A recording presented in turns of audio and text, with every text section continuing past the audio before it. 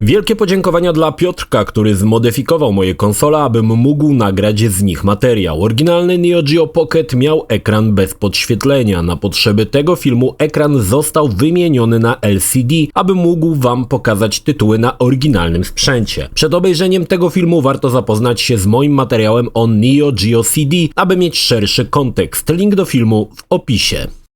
Nie tak dawno mogliście poznać konsolę Neo Geo CD, ale nie było to ich ostatnie słowo w kwestii konsol. Spróbują jeszcze czegoś innego, niezmiennie z ciekawym pomysłem, któremu jednak zabraknie pary i odpowiednich gier, aby zdobyć serca graczy. Pomimo, że była to konsola, która przewyższała wszystko, co było na rynku i oferowała niezwykle wysoką jakość gier, nie osiągnęła spodziewanego sukcesu i dzisiaj mało kto o niej pamięta, a szkoda. Cześć, ja nazywam się Krzysztof Energik Micielski, a to historia powstania konsol Neo Geo Pocket oraz Neo Geo Pocket Color. Zapraszam. Rok 1996 nie był najszczęśliwszy dla SNK. Sprzedaż Kizuna Encounter na Neo Geo w Europie na poziomie 12 sztuk nie powalała. Eikichi Kawasaki potrzebował nowości, potrzebował wprowadzić firmę w trzeci wymiar. Aby to zrobić, ponownie zwrócił się do maszyn arcade. Rozpoczęto pracę nad Hyper Neo Geo 64, platformę, która wreszcie przeniesie legendarne dwuwymiarowe tytuły SNK w trójwymiar. System wypuszczono w 1997 roku wraz z Samurai Shodown 64. Jednak już wtedy maszyna była przestarzała. Na rynku hulał Tekken 3 i Virtua Fighter 3, dla którego pojedynki samurajów nie były żadną konkurencją. Na domiar złego właściciele salonów nie chcieli inwestować w Hyper Neo Geo, pomimo że nadal stosowano w nim płytę główną z możliwością wymiany gry w dowolnym momencie, choć tym razem zmniejszono ilość slotów do 2. Gry wyglądały archaicznie i nie potrafiły dotrzymać tempa firmom pokroju Namco czy Sega. W ciągu 18 miesięcy życia Hyper Neo Geo pojawiło się na niego 7 gier i nie były to tytuły, które powalały jakością. Fatal Fury Wild Ambition wyglądało fatalnie, przypominało bieda wersję pierwszego Tekkena. Pozostałe gry to 2 wyścigi, 1 celowniczek i bijatyka Buriki One. Z tego wszystkiego i tak najlepiej wypadał Samurai Shodown, który był dynamiczny, posiadał całkiem niezłą oprawę i dawał posmak dawnego hitu od SNK. Kawasaki ponownie zdał sobie sprawę, że rynek arcade jest już stracony. Trójwymiarowe odsłony nie dorównywały jakością do dwuwymiarowych hitów od SNK. Ale był jeszcze jeden rynek, na którym gry dwuwymiarowe nadal się sprzedawały doskonale i był to rynek, na którym SNK jeszcze nie próbowało szczęścia. Handheldy. Tutaj Kawasaki znalazł swoją niszę i miał na nią całkiem dobry pomysł. Jednakże rynek handheldów był zdominowany przez Nintendo i ich Game Boya. Jakakolwiek próba zagrożenia popularności kieszonkowej konsoli czerwonych była skazana na porażkę. Przekonało się o tym Atari i przekonała się o tym Sega. Game Boy rządził niepodzielnie. Nie chodziło tylko o to, że konsolka była po prostu fajna, ale i o to, że posiadała przepotężną bibliotekę gier, z którą ciężko było rywalizować. Podjąć rękawice mając w przeciwnej drużynie Mario, Zeldę czy Pokemony trzeba było mieć jaja ze stali albo niezwykle solidne podstawy. Myślę, że Kawasaki posiadał to i to. Choć zapowiadała się niezwykle ciężka walka, aby zdobyć kawałek handheldowego tortu, Kawasakiego to nie zraziło. 27 października 1998 roku w Japonii pojawiło się Neo Geo Pocket, przenośna konsola od SNK.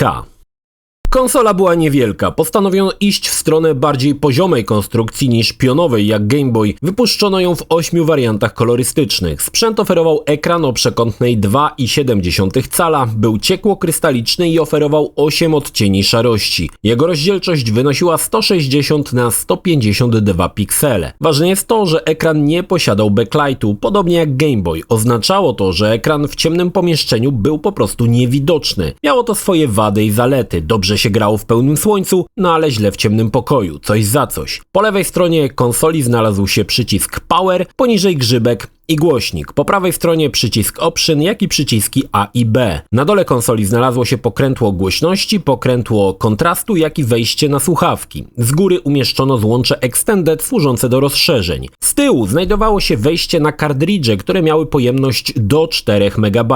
Konsola była napędzana 2 bateriami AAA i potrafiła działać na nich do 20 godzin. Dodatkowo w konsoli była druga bateria guzikowa, która pozwalała podtrzymywać zapisy gier. Kilka słów na temat sterowania. SNK podeszło w kwestii grzybka w dość niespotykany sposób. Otóż grzybek, podobnie jak w padach od Neo Geo CD, posiada mikrostyki. To w sumie pierdoła, ale daje masę satysfakcji. Ogólnie widać, że to japońska konstrukcja bardzo dobrze zaprojektowana, z dbałością o detale. Neo Geo Pocket w mojej opinii to jeden z najlepszych handheldów z lat 90. i Game Boy czy Game Boy Color ze swoim tanim plastikiem nie ma podjazdu do wykonanego z najwyższą precyzją Neo Geo Pocket. Wysoką jakość wykonania czuć od razu po wzięciu do ręki. Warto wspomnieć, że Neo Geo Pocket oferowało też kilka wbudowanych programów jak zegarek, kalendarz i generator horoskopów. Konsola na start kosztowała 7800 jenów, co przy wzięciu pod uwagę inflacji dzisiaj jej koszt wynosiłby 224 zł. Cóż się działo w środku tego maleństwa? Konsolę napędzał 16-bitowy procesor Toshiba TLC S900H o prędkości 6,1 MHz. Do tego znalazł się koprocesor Zilog Z80 o częstotliwości 3 MHz, który służył do obsługi dźwięku. Konsola była wyposażona w 16 KB pamięci RAM oraz 12 KB pamięci wideo. Niewątpliwie ogromną zaletą Pocketa było to, że nie posiadał blokady regionalnej i nawet japoński Pocket mógł działać w języku angielskim. Mało tego, kupując grę z Japonii, miała ona już zaimplementowany język angielski, pod warunkiem, że tytuł pojawił się poza Japonią. Dokładnie tak samo było w Neo Geo CD. Pozbawione języka angielskiego były jedynie te gry, które nie wyszły poza kraj kwitnącej wiśni. Na start sprzedano 10 000 konsol w ciągu jednego miesiąca. Premierze towarzyszył całkiem niezły line-up gier. Był pocketowy King of Fighters R1, Samurai Showdown, baseball, tenis i piłka nożna. I również same gry kładły tytuły z Game Boya na łopatki pod kątem oprawy. Zdecydowanie Neo Geo Pocket to nie był zły sprzęt, ale SNK popełniło poważny błąd przy projektowaniu konsoli. Tak zależało im na pokonaniu Game Boya, że nie śledzili, jakie ruchy planuje Nintendo. 2 miesiące po wypuszczeniu Pocketa na rynek Nintendo wypuściło Game Boy Color. Nic dziwnego, że klienci szybko odwrócili się od monochromatycznej konsoli na rzecz kolorowego Game Boya. W sumie na konsolę z monochromatycznym ekranem pojawiło się zaledwie 10 gier. I choć wśród nich znalazły się kieszonkowe wersje King of Fighters i Samurai Showdown, to jednak nie wystarczyło. Neo Geo Pocket niezwykle szybko stał się sprzętem przestarzałym. Dodatkowym problemem było to, że konsola nigdy nie opuściła rynku japońskiego. W zasadzie nie było już po co. Konkurować w Stanach i Europie z Game Boy Color byłoby to zwykłą stratą pieniędzy. Ale SNK postanowiło się nie poddawać. W marcu 1999 roku wydano Neo Geo Pocket Color, który był usprawnioną konstrukcją monochromatycznego protoplasty. Konsola posiadała wszystkie funkcje poprzedniczki. Do tego baterie trzymały 2 razy dłużej, czyli do 40 godzin i to już robiło spore wrażenie. Ale zamiast baterii AAA wykorzystano baterię AA. To przełożyło się na delikatnie większą obudowę i delikatnie większy ciężar. Drugą zmianą był brak pokrętła kontrastu. Neo Geo Pocket Color nie tylko konkurowało wtedy z Game Boy Color, ale i z WonderSwanem od Bandai, który było wiele tańszy niż konsola SNK, ale WonderSwan to historia na inną opowieść. Pocket Color potrafił wyświetlić naraz 146 kolorów z 4096. Wszystkie pozostałe opcje pozostały bez zmian. Niestety nadal ekran nie posiadał podświetlenia. Cena nowej konsoli została ustalona na 8900 jenów.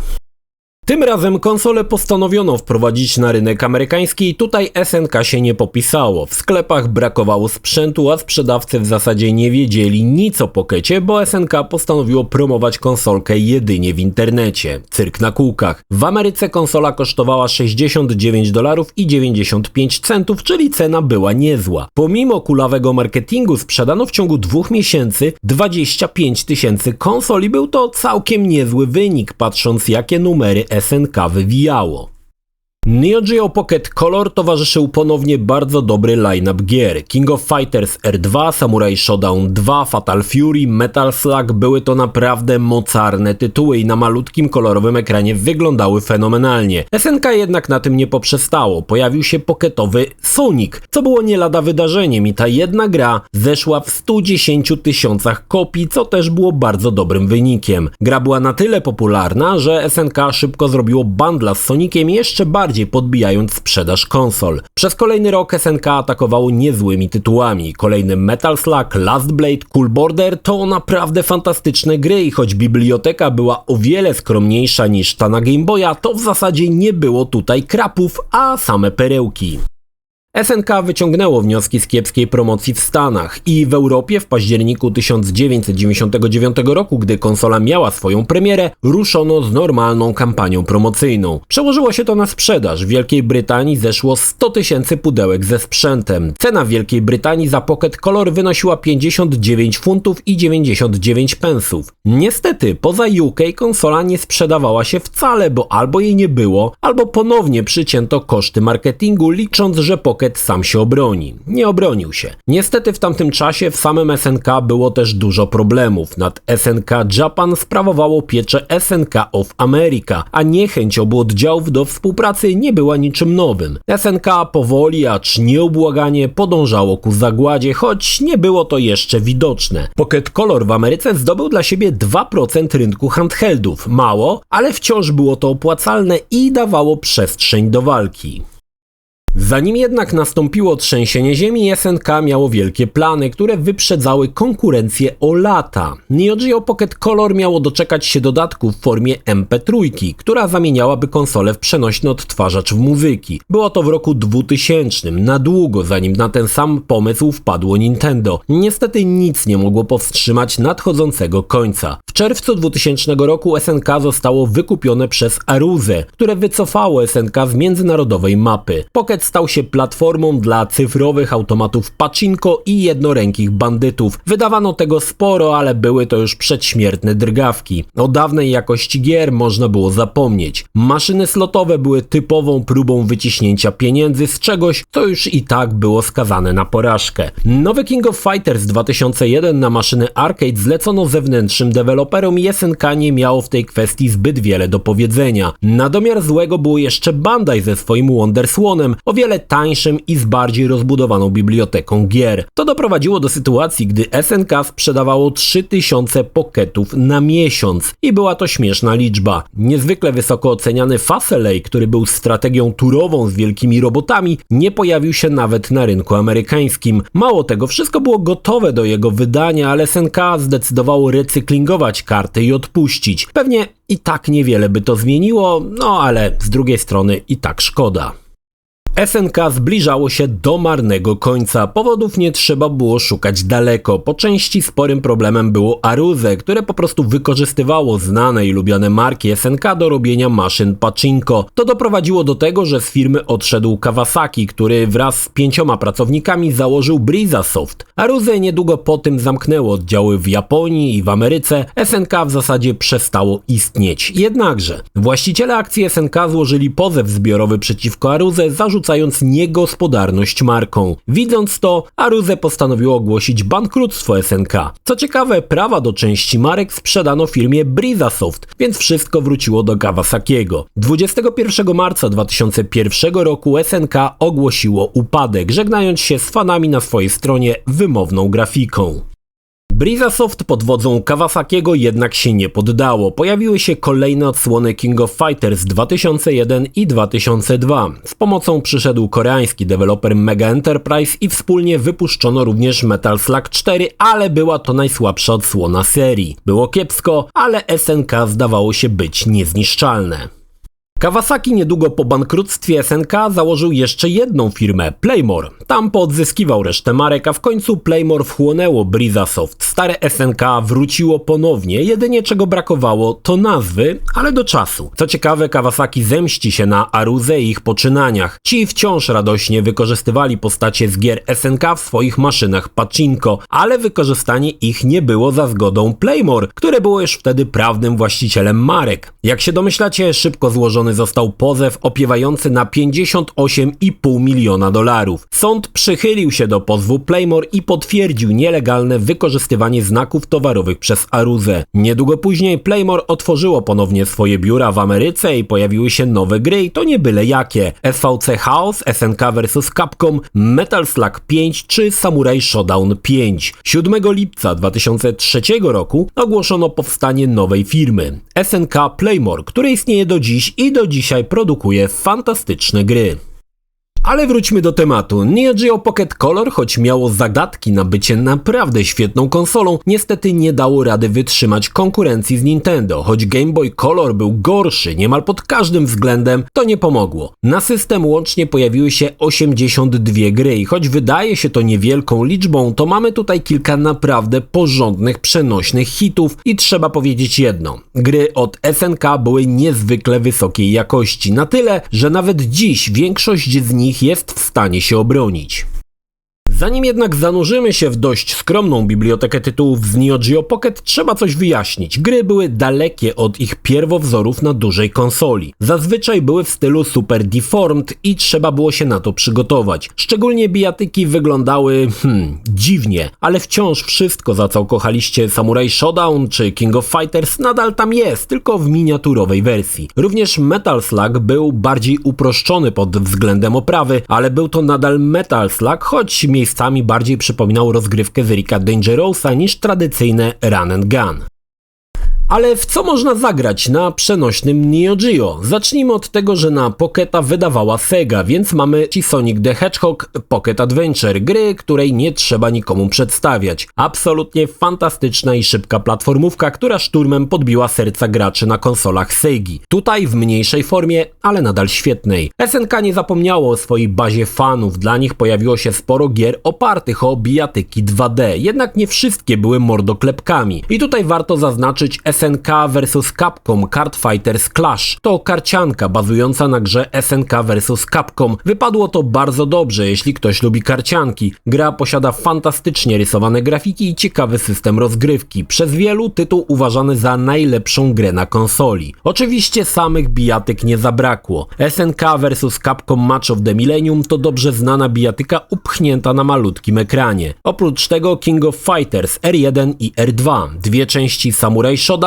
i Last Blade. Znalazło się dużo gier przygotowanych głównie pod rynek japoński, baseball, mahjongi i tak dalej. Ciekawym produktem jest coś w stylu Tamagotchi nazwane Ganbare Neo Poke-kun, ale z ciekawym twistem. Dbamy o ludka zamieszkującego konsolę, w zamian będzie on dla nas tworzył kolejne minigry z 30 dostępnych, o ile będziemy go utrzymywać w dobrym humorze. W grze nie tylko dbaliśmy o stworka, ale obserwowaliśmy jego codzienne życie, nawet jak sprowadzał do domu panienki, ale i chłopów. Ciekawa rzecz. Ale na koniec zostawiłem creme de la creme, czyli Metal Slug. Na Neo Geo Pocket dostaliśmy dwie części, Metal Slug First Mission oraz Metal Slug Second Mission. Choć przekonwertowane do modelu kieszonkowego, to i tak są świetne. O ile oprawa nie ma porównania do oryginału, to sam gameplay i radocha jest niemal identyczna. Kilka słów na temat kompatybilności obu konsol. Są one kompatybilne w obie strony. Owszem, ale jednak nie do końca. Większość gier z kolora pogramy w czerni i bieli na pierwszym Pockecie, natomiast czarno-białe gry możemy odpalić sobie na kolorze i wybrać, jakie odcienie koloru chcemy. Czy mają być czerwone, czy klasyczne, czy typowy monochrom. Całkiem spoko sprawa. Jednakże wspomniałem o tym, że większość gier jest kompatybilna. Tak, to prawda. Na przykład Last Blade nie ruszy na monochromatycznym Pockecie. Z innymi grami, które posiadam, nie miałem problemu. Jak wspomniałem, jeśli gra była wydana na rynku amerykańskim, nawet japońska kopia będzie działać w ludzkim języku. Niewątpliwą wadą konsoli jest to, że nie posiada backlightu, czyli podświetlenia tylnego. O ile rozgrywka w pełnym słońcu jest jak najbardziej ok, tak w ciemności niestety jest już pozbawiona sensu. Dlatego warto zainteresować się modyfikacją, w której instalujemy ekran LCD. To rozwiązanie naprawdę dużo daje. Dodatkowo ekran posiada OSD do zarządzania kolorami czy jasnością, jak i możliwość zainstalowania dwóch paneli dotykowych. Jeden zmienia kolory, drugi jasność. Bardzo fajna sprawa i każdy posiadacz Pocketa powinien rozważyć wrzucenie tego ustrojstwa do swojej konsoli. Neo Geo Pocket w trakcie swojego życia nie doczekał się zbyt wielu oficjalnych dodatków. Wszystko było w zapowiedziach, ale niestety nie udało się do tego momentu dotrwać firmie. Dość szokujący jest specjalny kabel, który umożliwia podłączenie Pocketa do Dreamcasta. Kompatybilny jest 6 grami, oczywiście od SNK, i umożliwia wymianę danych pomiędzy Pocketem a Dreamcastem. Na przykład ukończenie Capcom vs SNK na Pockecie po podłączeniu do konsoli Segi odblokuje nam wszystkie postacie na Dreamcastie. Ciekawa sprawa. Inną nie mniej ciekawą rzeczą jest model deweloperski, który umożliwia wyrzucenie obrazu z gier Neo Geo Pocket na telewizor, aczkolwiek jest to niezwykle rzadka rzecz. Według kilku stron wyprodukowano jedynie 15 sztuk tego sprzętu, więc szansa na zdobycie jest w zasadzie zerowa. Neo Geo Pocket, jak i Neo Geo Pocket Color to naprawdę fajny kawał sprzętu, niezwykle wygodny w użytkowaniu, jeśli chodzi o ergonomię, z fajnymi grami i niewielkim rozmiarem. Dodam, że jeśli planujecie zakup Neo Geo Pocket, lepiej zainwestować w wersję Color niż w monochromatyczną. Ta druga jest jednak już dość archaiczna z powodu braku kolorów, ale możliwe też, że nie wszystkim to będzie przeszkadzało. Jeśli chodzi o gry, biblioteka jest dość skromna. 73 tytuły, ale jeśli wywalimy z tego pierdoły typu Pachinko, Slot Machines i Mahjongi, zostanie mniej niż 40 tytułów. Dla porównania Game Boy miał bibliotekę 1042 tytułów. Do tego biblioteka na Game Boy Color liczyła jeszcze 915 gier. Z taką ilością Neo Geo nie miało czym podjąć walki. Dzisiaj to raczej ciekawostka dla kolekcjonerów. Jakoś nie widzę sensu grania na Neo Geo Pocket, zwłaszcza że większość tych gier jest dostępna na emulatorach i można zagrać w nie na jakimkolwiek smartfonie, bo te poradzą sobie z Pocketem świetnie. Ale patrząc na kieszonsolkę od SNK, widać po raz kolejny, że firma miała wizję. Początkowo może za bardzo nie wybiegającą w przyszłość, ale wciąż spójną wizję. Niestety sama wizja tutaj nie starczyła. Brakowało biblioteki gier, bo poleganie na markach, które wypracowało SNK przy okazji Neo Geo, okazało się niestety zbyt krótkowzroczne. Potrzeba było zupełnie nowych IP, gier opartych o znane licencje, ale nie związane z SNK. Doskonale pokazywał to Sonic. Potrzeba było świeżych, nowych pomysłów i świeżej krwi. Nie znaczy jednak to, że Pocket był nieudany. Uważam, że był bardzo udany i na pewno przewyższał klasycznego Game Boya, a w przypadku Neo Geo Pocket Color ten był w mojej opinii sporo wyżej nawet niż kolorowa konsolka Nintendo, ale to już kwestia gustu. Myślę, że dalekosiężne plany zniweczyły problemy z Aruze, które powoli, acz nieubłaganie dobijało SNK aż do gorzkiego końca. Tak czy tak Pocketa polecam. Niespotykana, dość nieznana konsola, którą nadal świetnie się gra. A jak też spróbujecie mikrostykowego grzybka, no to ciężko sobie przetłumaczyć, dlaczego wszędzie nie stosowano takiego rozwiązania. Konsolkę możecie kupić z dowolnego regionu, nie ma to znaczenia. W japońskich modelach nadal można odpalić język angielski, brak region locka pozwala ograć prawie wszystko co dobre bez obaw. Więc jak dla mnie same superlatywy. Szkoda, naprawdę szkoda, że tak się to skończyło. Pocket mógłby być naprawdę mocarnym sprzętem, a tak to jedynie ciekawostka. Zajebista, ale nadal ciekawostka.